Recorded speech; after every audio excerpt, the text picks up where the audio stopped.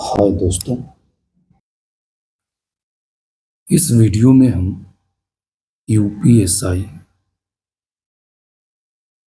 UPSI से संबंधित मूल विधि, संविधान और सामान्य ज्ञान के अंतर्गत 15 दिसंबर 2017 को जो टेक्स्ट पेपर में द्वितीय पाली के अंतर्गत प्रश्न समाहित किए गए थे उसके बारे में हम जानेंगे। दोस्तों, सबसे पहले आप यह समझ लीजिए कि पढ़ाई बहुत समझदारी का काम है, ना कि एक मजाक और ना ही जल्दी समझ में आने वाली प्रक्रिया। कुछ लोग बोलते हैं एआई के ज़माने में पढ़ाई किस काम की, लेकिन आप लोग ये भी ज़रा सोचिए कि उस एआई को निर्मित करने वाला भी एक इंजीनियर है, कंप्यूटर साइंस से रिलेटेड, जो अपनी डिग्री पूरी करने के बाद उस खोज को सफल बना पाया है। लेकिन अगर आप रॉ मटेरियल यानी कि अपने विषय को नहीं पढ़ेंगे तो फिर क्या परीक्षा एआई के थ्रू देंगे? क्या इलेक्ट्रॉनिक गैजेट्स अलाउड हैं? बिल्कुल भी नहीं। चीज़ों को आपको याद तो करनी ही पड़ेगी। जब तक चीज़ें पूरी तरह से प्रतिस्थापित नहीं हो जाती हैं कंप्यूटर बेस्ड पे, तब तक हमें वर्तमान परिस्थितियों के हिसाब से ही चलना पड़ेगा। तो आइए इससे संबंधित हम पहले प्रश्न को देखते हैं। निम्नलिखित में से कौन सा कृत्य किसी भारतीय की नागरिकता रद्द कर सकता है? नागरिक ने संविधान के प्रति निष्ठाहीनता दर्शाई हो, नागरिक ने युद्ध के समय गैरकानूनी तरीके से शत्रु के साथ संपर्क साधा हो। यह दोनों परिस्थिति आपकी भारतीय नागरिकता को रद्द कर सकती है, इसलिए इसका विकल्प भी सही है। अगला क्वेश्चन है, भारतीय दंड संहिता के संदर्भ में निम्नलिखित में से कौन सा वक्तव्य सही है? पहला दिया हुआ है, भारतीय दंड संहिता की एक धारा यह कहती है कि किसी अपराध को करने के लिए केवल राजी हो जाना ही अभियुक्त को दंड देने के लिए पर्याप्त है। और भारतीय दंड संहिता की एक धारा यह कहती है आत्महत्या की कोशिश भी एक अपराध है। तो इसमें दोनों कथन सही है। भारतीय दंड संहिता की धारा संख्या 120, जो धारा संख्या 120 है, वह यह कहती है कि केवल राजी हो जाना वह अभियुक्त को दंड के लिए पर्याप्त हो जाता है। और उसी भारतीय दंड संहिता की धारा 309 यह कहती है कि आत्महत्या का कोशिश एक अपराध होता है। तो अगर आप किसी अपराध को करने के लिए केवल राजी हो जाते हैं तो भी वह अपराध है, और आत्महत्या की कोशिश भी एक प्रकार का अपराध है। अगला क्वेश्चन है, निम्नलिखित में से कौन सा वक्तव्य भारतीय संविधान में स्थित राज्य के नीति निर्देशक तत्वों में विनिर्दिष्ट रूप से उल्लिखित है? राज्य अपनी नीति को विशिष्टतया निम्नोन्मुखी बनाएगा, जिससे समुदाय के भौतिक संसाधनों का स्वामित्व और नियंत्रण इस प्रकार बटा हो जिससे सर्वोत्तम रूप में सामूहिक हित साध सके। तो सामूहिक हित की प्रक्रिया सही है। आर्थिक व्यवस्था इस प्रकार चले जिससे धन और उत्पादन साधनों का सर्वसाधारण के लिए अहितकारी संकेंद्रण न हो। तो राज्य के नीति निर्देशक तत्वों के अंतर्गत जो राज्य अपनी नीति को विशिष्टतया बनाएगा उसमें सामूहिक कल्याण उपस्थित होता है। अतः अनुच्छेद 39 के तहत दोनों कथन सत्य हैं। अगला प्रश्न है, निम्नलिखित में से कौन सा विषय संघ सूची के अंतर्गत आता है? तो इसमें से डाकघर बचत बैंक यह संघ सूची के अंतर्गत आता है। डाकघर बचत बैंक कानून पर राज्य भी अपना कानून बना सकती है और संघ भी, ये दोनों लोग मिल करके कानून बनाते हैं। नेक्स्ट क्वेश्चन है, निम्न में से किस अधिनियम ने पहली बार देश में प्रत्यक्ष चुनाव की शुरुआत की? इसके द्वारा कुछ सीमित लोगों को उनकी संपत्ति, कर अथवा शिक्षा के आधार पर मताधिकार दिया गया। भारत सरकार अधिनियम 1919। एक्सप्लेनेशन इसमें दिया है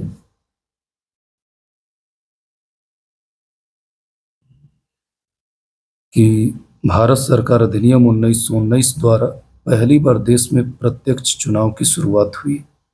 इसके द्वारा कुछ सीमित लोगों को उनकी संपत्ति, कर अथवा शिक्षा के आधार पर मताधिकार को दिया गया। अगला प्रश्न है, किस वायसराय के दौर में उच्चतम न्यायालय और सदर न्यायालय का उच्च न्यायालय में विलय कर दिया गया? लॉर्ड एल्गिन के द्वारा। वायसराय लॉर्ड एल्गिन का कार्यकाल 1862 से 63 ईस्वी की अवधि में था। लॉर्ड कैनिंग के समय उच्च न्यायालय अधिनियम 1861 ब्रिटिश संसद में पारित किया गया, जिसके तहत जुलाई 1862 में लॉर्ड एल्गिन के कार्यकाल में सर्वोच्च एवं सदर न्यायालयों को समाप्त करके उच्च न्यायालय की स्थापना की गई थी। उच्च न्यायालय की स्थापना की गई थी लॉर्ड एल्गिन के समय में। नेक्स्ट क्वेश्चन है,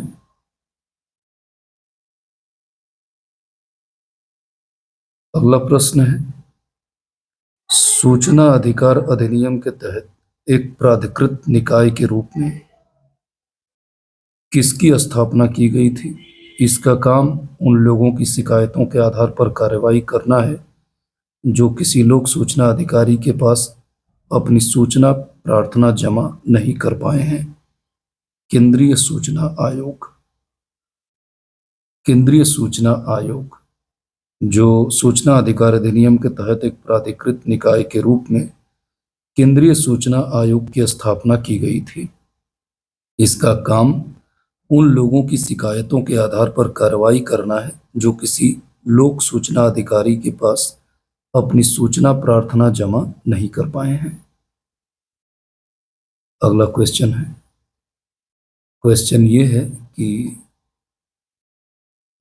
ये जो यातायात संकेत बना हुआ है इसका मतलब क्या है? तो इसका तात्पर्य है आगे रास्ता फिसलनदार है, यानी कि बता रहा है कि जब आप आगे जाएंगे तो रास्ता जो है फिसलनदार है। ऐसा संकेत जब कहीं भी दिख जाए तो। नेक्स्ट क्वेश्चन, अगला प्रश्न है कि भारतीय गणराज्य में खाली स्थान शब्द का तात्पर्य संविधान के अनुच्छेद 356 से संबंधित है, राष्ट्रपति शासन से।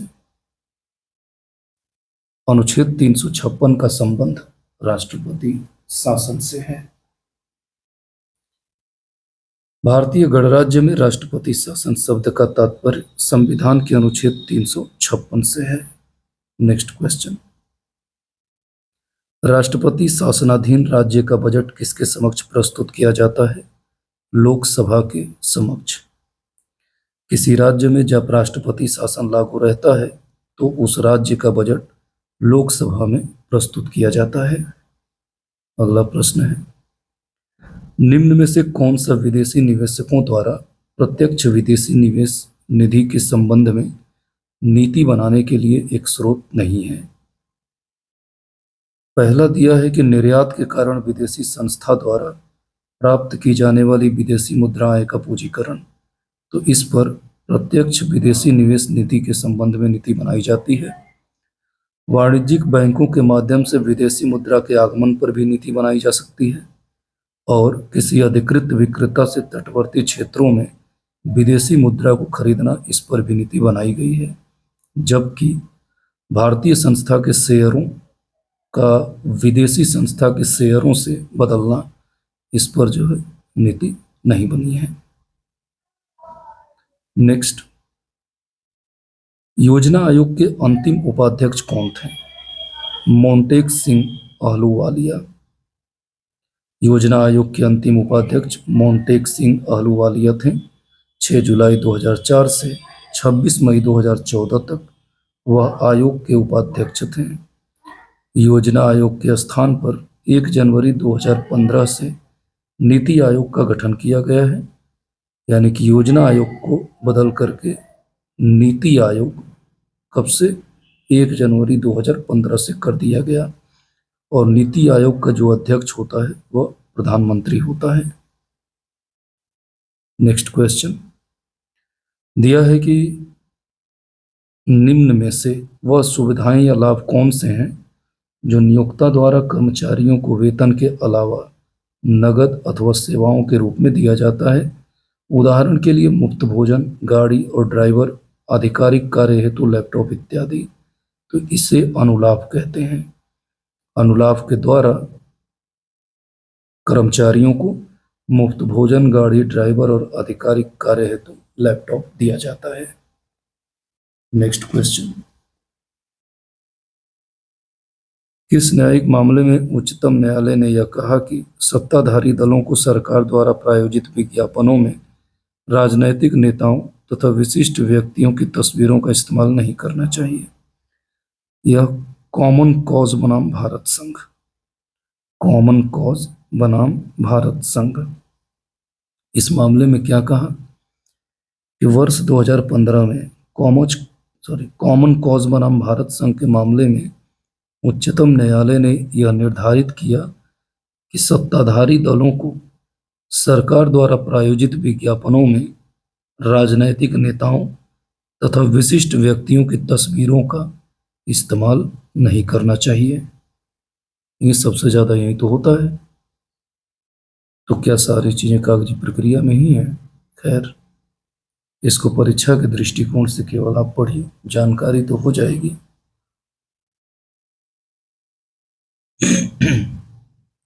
लेकिन बहुत सारी ऐसी नीतियां हैं जो केवल कागजों में ही लिखी हैं। नेक्स्ट, नीलगिरी पर्वत के निम्नलिखित उदाहरण है। नीलगिरी पर्वत जो है अवशिष्ट पर्वतों का उदाहरण है। नीलगिरी भारत के दक्षिणी भाग में स्थित एक पर्वतमाला है। यह पर्वतमाला पश्चिमी घाट श्रृंखला का एक हिस्सा है। नेक्स्ट, कौन सा अग्निशमन अभिकारक ओजोन के लिए हानिकारक होता है? हेलोन।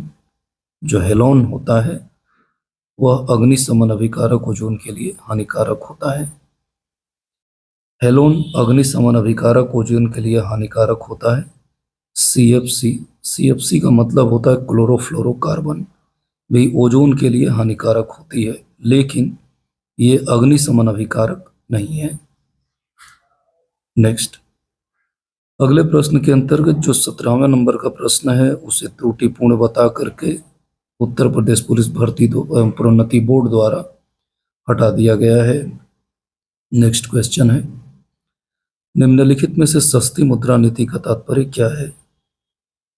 अंततः पूर्ण रोजगार को प्राप्त करने के लिए निवेश को बढ़ावा देने के लिए तैयार की गई नीति, इसी को सस्ती मुद्रा नीति के नाम से जाना जाता है।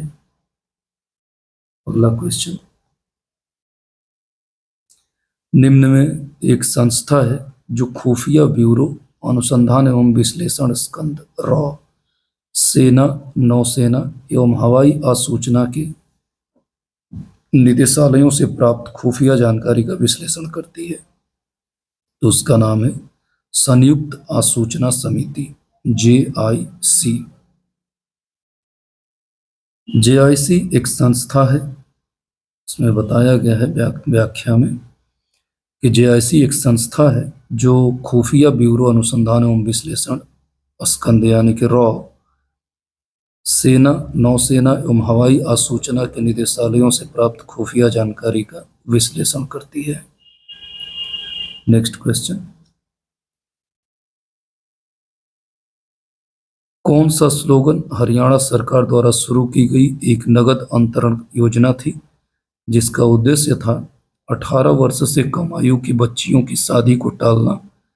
इसके तहत कन्या के अभिभावकों को कन्या की आयु 18 वर्ष के होने पर सरकार की ओर से एक चुकता बॉन्ड दिया जाना था, बशर्ते वह उस वक्त अविवाहित हो। अपनी बेटी अपना धन योजना के अंतर्गत हरियाणा सरकार की ओर से लड़कियों के पालन पोषण व विकास के लिए महात्मा गांधी की 125वीं जयंती पर अपनी बेटी अपना धन नाम से स्कीम शुरू की गई थी। इस योजना के तहत लड़की के जन्म के बाद उसके माता पिता कुछ राशि देकर अपनी लड़की के उज्जवल भविष्य के लिए इंदिरा विकास पत्र खरीदते हैं। 18 वर्ष पूरा होने पर लड़की को विकास पत्र की कुल राशि ब्याज सहित दी जाती है। नेक्स्ट क्वेश्चन, सॉफ्टवेयर के प्रसंग में कौन सी एक त्रुटि है जो अवांछित नतीजे पैदा करती है?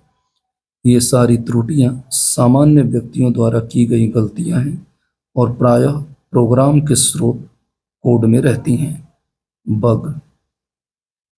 बग जो होता है एक प्रकार का त्रुटि या एरर होता है जो अवांछित नतीजे पैदा करता है। ये सारी त्रुटियां या एरर्स सामान्य व्यक्ति द्वारा की गई गलतियां हैं और प्रायः प्रोग्राम के स्रोत कोड में हमेशा बनी रहती हैं। नेक्स्ट क्वेश्चन, राज्यों के लोक सेवा आयोग के अध्यक्षों की नियुक्ति कौन करता है? राज्यपाल। राज्यपाल जो है राज्यों के लोक सेवा आयोगों की नियुक्ति करता है।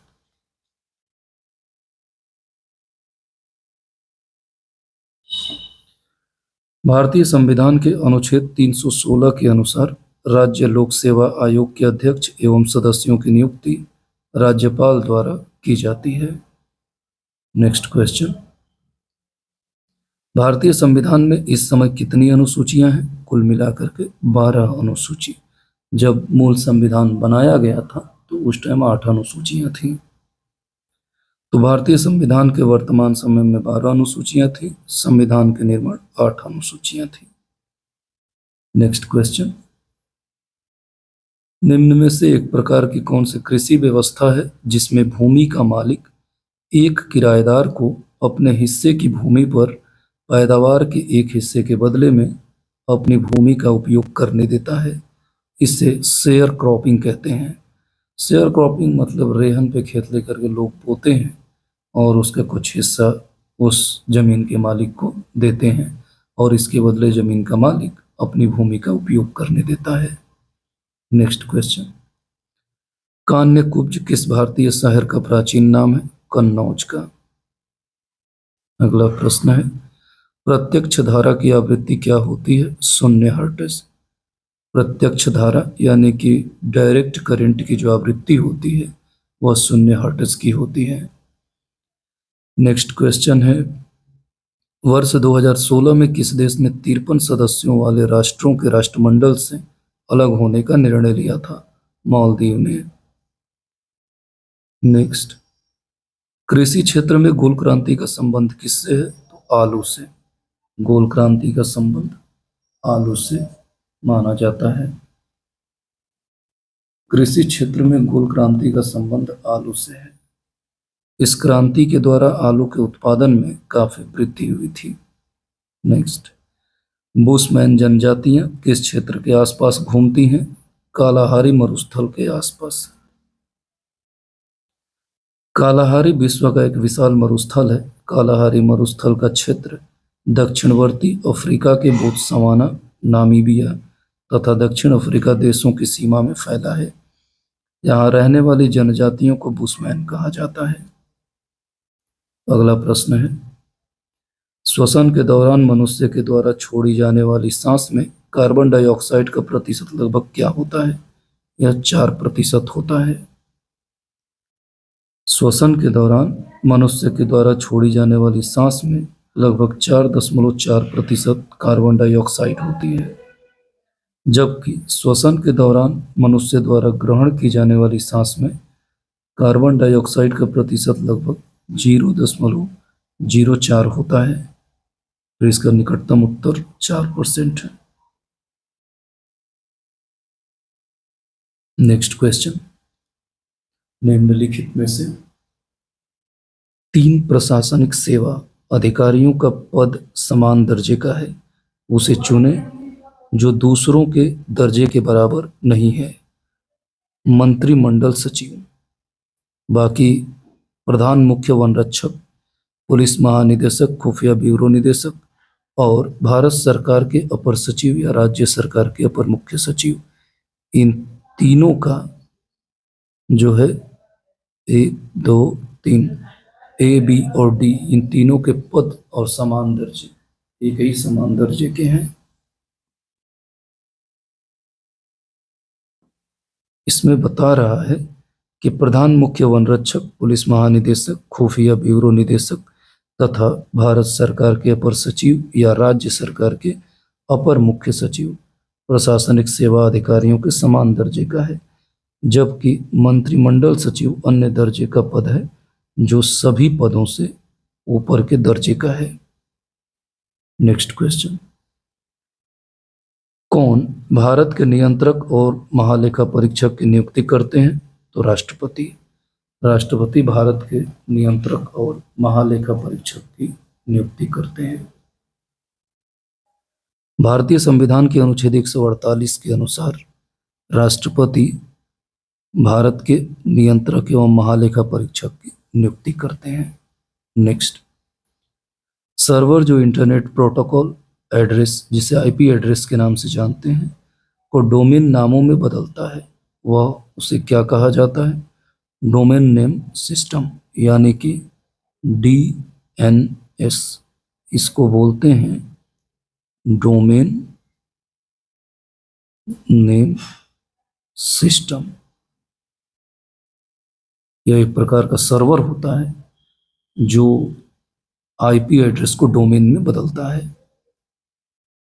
नेक्स्ट क्वेश्चन, कन्या भ्रूण हत्या के विरुद्ध केंद्रीय समाज कल्याण बोर्ड द्वारा वर्ष 2008 में चलाई गई मुहिम कौन सी है? बालिका संरक्षण अभियान। बालिका संरक्षण अभियान सन 2008 में केंद्रीय समाज कल्याण बोर्ड द्वारा चलाया गया था। नेक्स्ट क्वेश्चन, वित्त मंत्री द्वारा बजट की प्रस्तुति के संदर्भ में निम्नलिखित में से कौन सा सही है? देखिए दोस्तों, ऐसे कथन यहाँ पढ़ने पर समझ में तो आते हैं, लेकिन एग्जाम्स के अंतर्गत इन पर बड़ा ध्यान देना रहता है, क्योंकि हो सकता है कि इसमें कुछ बदलाव जरूर हो सकते हैं। जैसे दिया है कि वित्त मंत्री का बजट भाषण सामान्यतया 2 खंडों में होता है। खंड ए कर निर्धारण संबंधी प्रस्तावों पर और खंड बी देश के सामान्य आर्थिक सर्वेक्षण पर गौर करता है। तो ये तो गलत है। अब ये गलत क्यों है? क्योंकि मैं एक्सप्लेनेशन में बताऊंगा आपको। बी, किसी चुनाव वर्ष में बजट 2 बार पेश किया जा सकता है। पहली बार लेखा अनुदान प्राप्त करने हेतु कुछ महीनों के लिए और दूसरी बार पूरी तरह से। यह कथन सही है। तो आइए हम पहले कारण का खंडन करते हैं। इसमें वित्त मंत्री द्वारा बजट की प्रस्तुति 2 भागों में बता रखा था। तो वित्त मंत्री का बजट भाषण सामान्यतः 2 खंडों में होता है। खंड ए जो होता है, न कि वह कर निर्धारण संबंधी प्रस्तावों पर होता है, बल्कि सरकार की विभिन्न योजनाओं और उसके लिए आवंटित राशि का उल्लेख करता है। अगर इसमें आप विकल्प ए में देखेंगे तो इसमें कर निर्धारण दिया है, लेकिन जो वित्त मंत्री के भाषण का खंड ए होता है वह सरकार की विभिन्न योजनाओं और उसके लिए आवंटित राशि का उल्लेख करने के लिए होता है। और खंड बी में क्या है? कर निर्धारण संबंधी प्रस्तावों पर गौर करता है, लेकिन उसमें ए में बता रहा था, वही चीज यहाँ पे गलत थी। किसी चुनाव वर्ष में बजट 2 बार पेश किया जा सकता है। पहली बार लेखा अनुदान प्राप्त करने हेतु कुछ महीनों के लिए, जिसको अंतरिम बजट कहते हैं, और दूसरी बार पूरी तरह से। आर्थिक सर्वेक्षण बजट प्रस्तुति के 1 दिन पूर्व वित्त मंत्री द्वारा प्रस्तुत किया जाता है। नेक्स्ट क्वेश्चन है, वानिकी अनुसंधान के क्षेत्र में भारत का सबसे बड़ा सरकारी संगठन कौन सा है? तो उसका नाम है भारतीय वानिकी अनुसंधान एवं शिक्षा परिषद। भारतीय वानिकी अनुसंधान एवं शिक्षा परिषद राष्ट्रीय वानिकी अनुसंधान प्रणाली में एक सर्वोच्च निकाय है जो आवश्यकता आधारित वानिकी अनुसंधान विस्तार का दायित्व लेता है और बढ़ावा देता है। इसका मुख्यालय देहरादून में है। नेक्स्ट क्वेश्चन, कौन सा देश 7वें अंतर्राष्ट्रीय सैन्य खेल परिषद CISM सैन्य विश्व खेल 2019 की मेजबानी करेगा? चीन। चीन के हुबेई प्रांत के वुहान शहर में 18 से 27 अक्टूबर 2019 तक के 7वें अंतर्राष्ट्रीय सैन्य खेलों का आयोजन किया गया था। इसके बाद 21-22 मार्च 2020 में कोरोना ही आ गया था। नेक्स्ट क्वेश्चन, राज्य की विधान परिषद को समाप्त करने का अधिकार किसके पास है? संसद के पास। भारत के संविधान के अनुच्छेद 169 के अनुसार संसद किसी राज्य में विधान परिषद का सृजन एवं उसे समाप्त कर सकती है और समाप्त करने के बाद ही जब ऐसी परिस्थिति होती है तो उस समय राष्ट्रपति शासन का प्रावधान हो जाता है, लेकिन 6 महीने के भीतर ही सरकार चुनना अनिवार्य है। नेक्स्ट क्वेश्चन, संसद सदस्य को शपथ कौन दिलाता है? राष्ट्रपति। संसद सदस्य को शपथ राष्ट्रपति दिलाते हैं। भारतीय संविधान के अनुच्छेद 99 में उपबंध है कि राष्ट्रपति संसद सदस्य को शपथ दिलवाता है। तो ये तो था क्वेश्चन नंबर 39 और इस टेस्ट सीरीज का एक आखिरी प्रश्न है जिसको हम जानेंगे। प्रश्न है, किसे ग्रैनविल ऑस्टिन द्वारा गढ़ा गया एक शब्द माना जाता है जिसका अर्थ होता है एक ऐसी व्यवस्था जो मजबूत केंद्रीय सरकार को जन्म देती है, लेकिन इसका मतलब यह नहीं कि इससे प्रदेशों की सरकारें जो केंद्रीय नीतियों का कार्यान्वयन करती हैं कमजोर पड़ जाती हैं, और उदाहरण स्वरूप भारत है। उस शब्द को नाम है सहकारी संघवाद।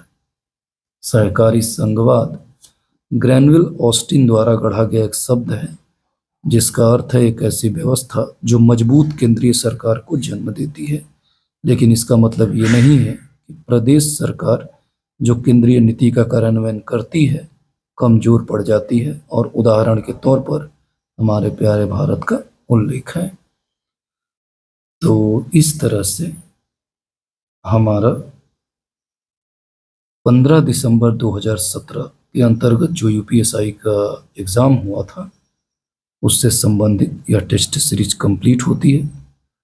मिलते हैं दोस्तों हम अगली वीडियो में। जय हिंद।